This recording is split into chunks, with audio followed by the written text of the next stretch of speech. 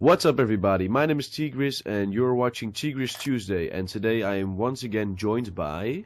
NinetyBeats, woohoo! So what's up everybody, and why don't you go ahead and introduce the topics for today? Alright, interesting topics today. We look at YouTube watching behavior over the years. So how did we start and how did we end up today? What do we watch? And what is our favorite YouTuber or YouTubers? So let's go ahead. Let's start with T-Grizz today. So tell me about your YouTube behavior. Well, when I first got into YouTube, it was right before Black Ops 1 came out, and I was very interested in games, so I decided to look it up on YouTube, and I think Hutch had 4 videos up at the time, and those were little parts of Black Ops footage. Who is Hutch? I don't know him. Hutch is he was a Call of Duty commentator, but now he does all sorts of videos, vlogs and random gaming videos and stuff. Did he grow after that? Like what a lot of people. I don't know how many subscribers he has now, but I think he had a pretty big channel before he left, and then he came back, and he has a good sized channel right now. All right, now well, go on. And I started watching his videos, and then I saw multiple YouTubers, gaming commentators like Woody's Gamer Tag, Wings of Redemption, that helped you get better at the game, and I was very interested in that because I was new to Call of Duty. So I watched a bunch of those videos, and through that I got the recommended videos, and in those videos were some search and destroy videos, and then I found out who Lefty was. He's on the Painkiller already a lot of times. Is Lefty, is he active for a lot of years now? I think he started with Black Ops. I'm not sure of that, but I think he started with Black Ops. You said like almost 3 years back or something? Last year we had Black Ops 2, 2011 we had Modern Warfare 2, and 2010 we had Black Ops 1. Around 3 years ago. Yeah, it's about 3 years ago, yes. He's grown pretty quickly, I think. I didn't know him only because you said it, but I know him from Woody's Gamertag, PKA, but I don't follow him like separately or something. No, the way I discovered him, to call it that, I started watching all different videos, and I think it was Ernest Lee or somebody. He was part of a little community with Lefty. I can't probably name them all, but Lefty, Ernest Lee, Mr. Jesus at Work, Jay Brooks, and Steve Schwent, and they were the Go Hard clan or something, and they played a lot of Search and Destroy in the original Black Ops. So through one I got to I saw everybody's video because they all had separate channels, so I checked them all out because I saw them in the other video. So that's how I came about with those guys, and then after that I kind of translated to other videos because in school I talked to my friends, and they talked about Uber Hexer Nova, and I checked him out, and then I found out that he was in a group called The Creatures, so I checked those videos out, and those are more random gaming videos. Those are not strictly Call of Duty gaming videos. Those are just random games, you know. I must say that Mr. Cheese at Work sure is one of the most creative nicknames around out there. Yeah. But do you still watch those gaming videos as frequent, or are you more of like the vlogging type now? Well, what I usually watch these days is sometimes I will watch vlogs of some people. I will watch sometimes just a Call of Duty gameplay commentary, but not that often anymore. And just the random games that PewDiePie, for example, plays and Nova play. I follow those videos a lot. With Nova, I follow a certain series of videos. Who is to interrupt? Sorry. Who is Nova? What does he do? Also, like he plays Minecraft. He plays Trouble in Terrorist Town. He plays the popular games. All right, but more in a casual way, or like also. Well, he plays it pretty intense, and he brings it pretty intense, but in a funny way. All right, and so you made a transition from like really explaining videos or what is a good word for that? Explanatory videos, yes. Yes, that was a good one. And to more like a casual style. Yeah, well, I think the transition came when I started looking at channels instead of really the videos. For example, when I saw Woody's videos, he had tip videos, but then I saw videos where he involved his personal life and stuff, so I followed that, like Meal Monday, that sort of stuff. Oh yeah, I know that series. And that kind of translated into me watching a whole bunch of different videos. Do you think it's important for a gaming channel to at least have like a face behind the video? You know what I mean?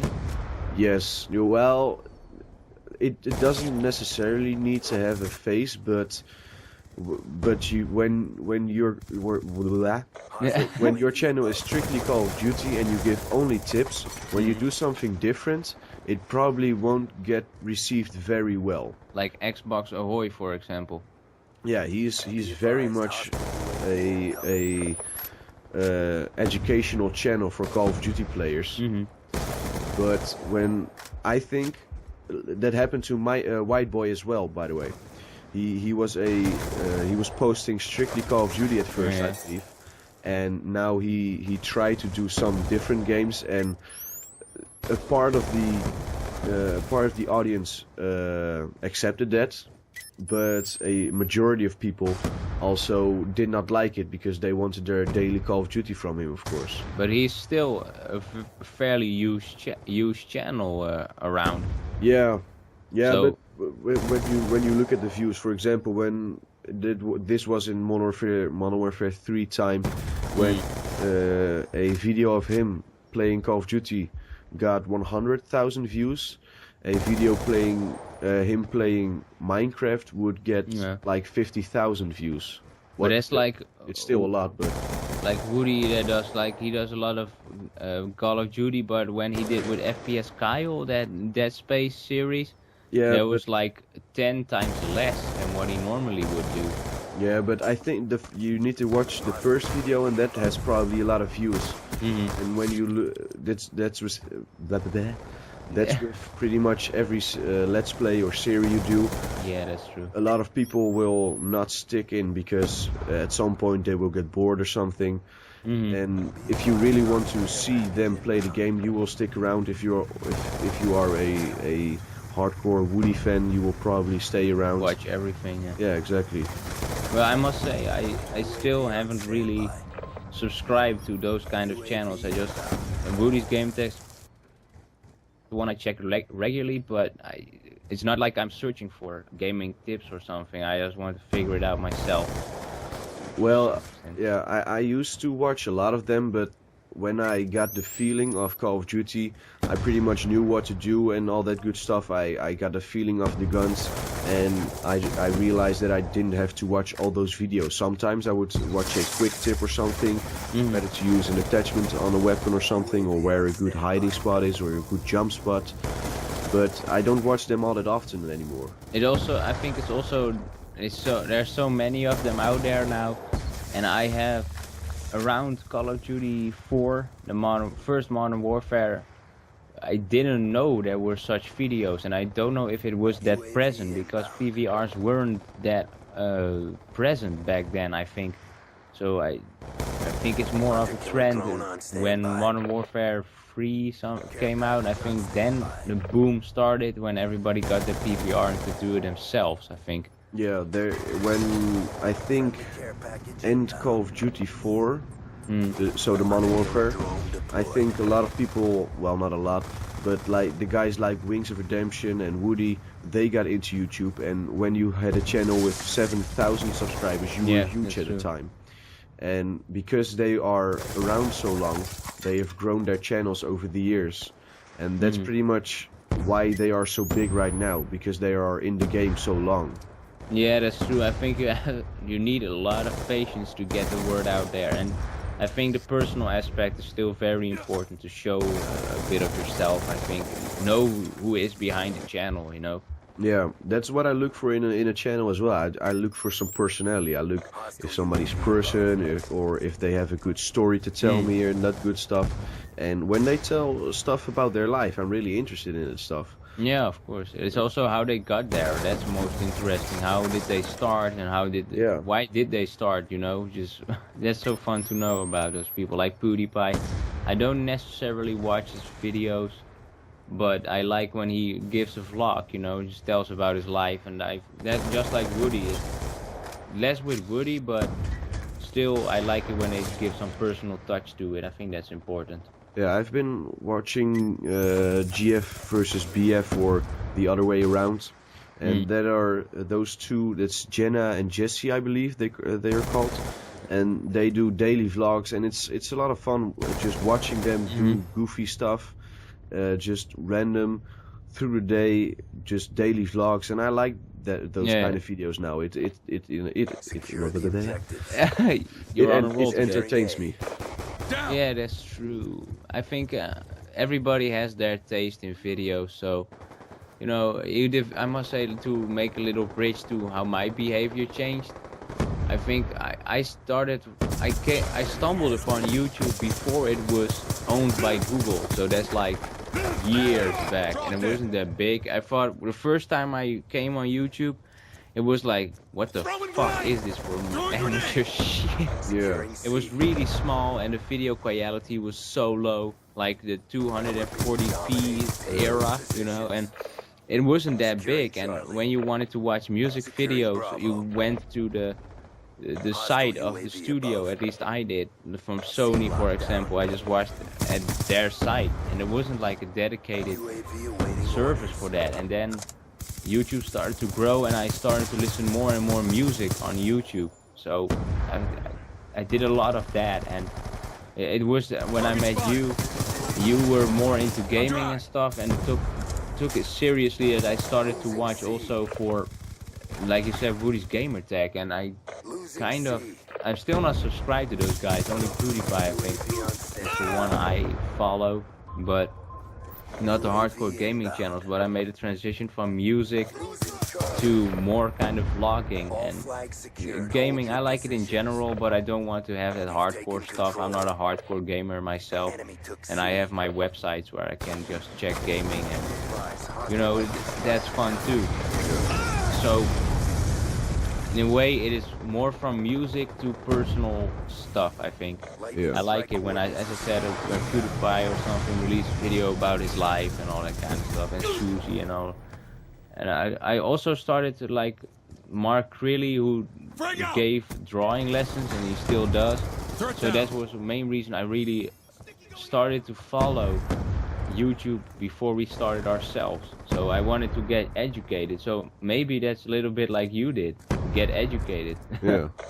So that's kind of how I rolled in. And which YouTuber do you think is your favorite YouTuber? I made a question myself, but it's still a very difficult one. I like, you know, I talk a lot about Swoozy and his life. He's a vlogger, and he was a competitive gamer, I think. I don't know if he still does it. I think he does to some extent, but less. And he still talks a lot about his personal life.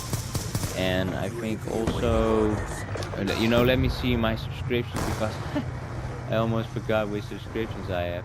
Let me see. I think Mark Crilly is very one of my favorites too. As I said, he learned me how to draw, and that were the basics. And another one I want to mention is Ryan Boundless. He is a guy that lives in Japan, and he vlogs a lot. And I like the culture in Japan or whatever, and I want to know more about that. And he just gives a sneak peek into his life. Yeah. And Megan Nicole, duh. You know, I'm a fan. So that are the most prominent YouTubers for me. So, and you?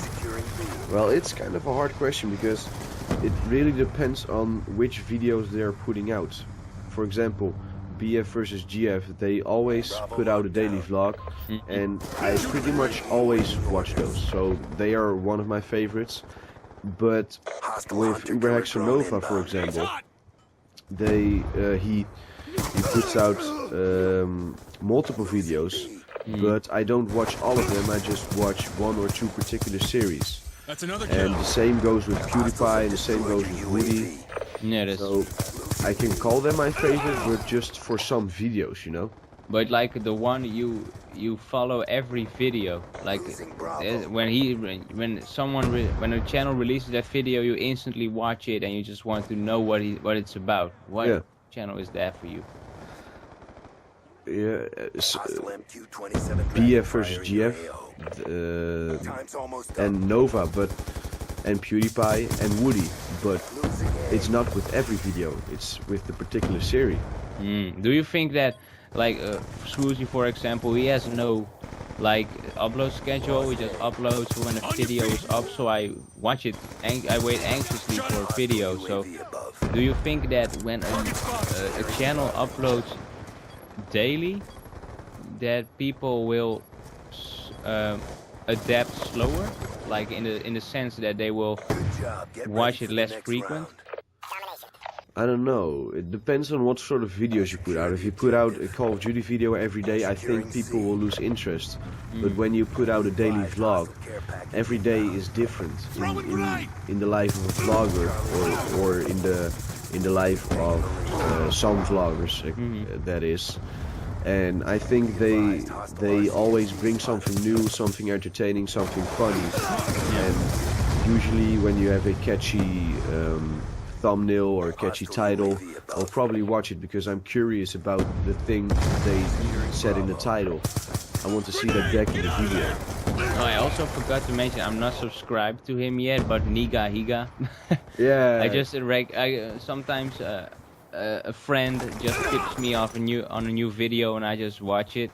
It's always fun, so it's not always a hit, but it's most of the time it's really fun to watch. Yeah, and I always, not always, but I usually watch the Fine Brothers. They do the teens react, YouTubers react, elderly reacts. I must say, I'm not. The topics that I discuss aren't, or show people aren't that interesting every time.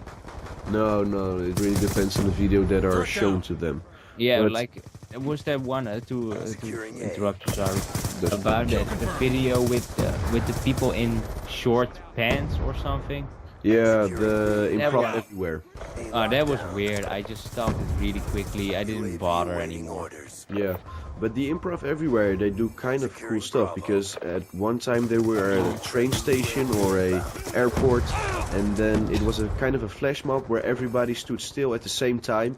So the random people that weren't involved, they were like, what the fuck? I don't say it's not interesting, but in the sense that how they brought it in that video. Like one day they did a PewDiePie and all the big YouTubers, you know, they came across there too. And they gave some information about who the YouTuber was and what for background he had, and that was quite interesting. So didn't they do that for their improv everywhere? As I said, I clicked it away pretty quick. So maybe they did, but individual people is always fun to know. So Macklemore was with Thrift Shop or something. Yeah, Thrift Shop. Whatever. Yeah. You catch my drift. So they gave some background information. So that is nice to know, and that is some added value for me. Yeah. But yeah, I think there is a limit to how many people I can follow. I'm very how can I put it in words? I'm very cautious of what I want to follow. Like I know what you mean. Some people maybe have a lot of subscriptions, very much. I don't know, but I'm just a few. I have 71. But yeah, that's the thing. A lot of YouTubers I will subscribe to because they had cool videos in the past, but then I stopped watching them because I have other interests. I start watching other videos and then I lose interest in those, and so it just goes on. And that's why I'm subscribed to many people, and once in a while there will be a video that I will probably check out. So that's why I'm subscribed to that much people. I only have 15, I think, if I look now. So that isn't a lot, but I don't tend to watch something regularly, like a music channel, for example. There are some that are really good, and I want to subscribe to them. Mr. Suicide Sheep is one of them, I believe, that does a lot of chill step music. Almost every day, what he posts is high quality music. Yeah. So, but like general artists or something, I don't tend to subscribe to that. You know, I don't care that No, much. just check in every once in a while. Yeah, of course, and I don't know. I'm very curious of what I want to follow. Not everything. Sometimes a YouTuber has one really good video, but then when I just randomly check next week, I think, well, this isn't that good anymore. Yeah. That's the thing with me, I think. Yeah. So I think we gave a good story here. Yeah, I think we did pretty well. Yeah, I think we should wrap this up a little bit. Yeah, I'll let you do the outro again, like always. Yeah. So, guys, we want to thank you guys for watching. You forgot me. I didn't. I corrected myself. Lucky. So we want to thank you guys for watching. Please leave a like and a favorite if you did enjoy, and subscribe to stay up to date with all the videos. And other than that, we want to thank you guys for watching, and have a great day. Peace out. Bye.